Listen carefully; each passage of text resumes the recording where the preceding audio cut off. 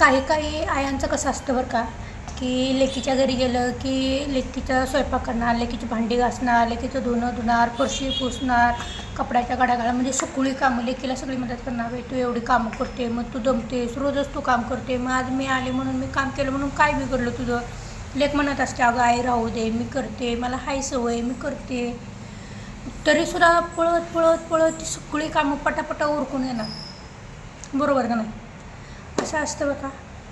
पण तेच जेव्हा ती सुनेच्या घरी जाते तेव्हा ऐक माझी कंबर दुखते, माझे गुडघे दुखते, माझी मानं दुखते, माझं ह्याच दुखतंय, माझं त्याच दुखतंय, ह्यांचा चालू होऊन जातं.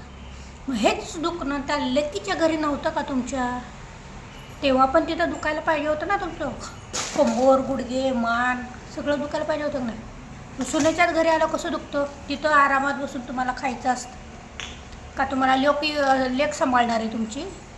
हां, सून सांभाळणार आहे ना शेवटी. लेकीच्या घरी तसं पळू पळू कामं करता, तसं सुनेच्या घरी काम केलं तर सुनेला बरं वाटेल ना. मराच्या टायमिंगला 4 आण गोड खायला घालेल ती तुम्हाला, नाहीतर देईल दामटा हातात. हे असल्या आयांचा मला एवढा राग येतो का नाही, खरं सांग. आई असू काय, मला काय शब्दच नसते असल्या बायकांबरोबर. मला तर अजिबात आवडत नाही बघा.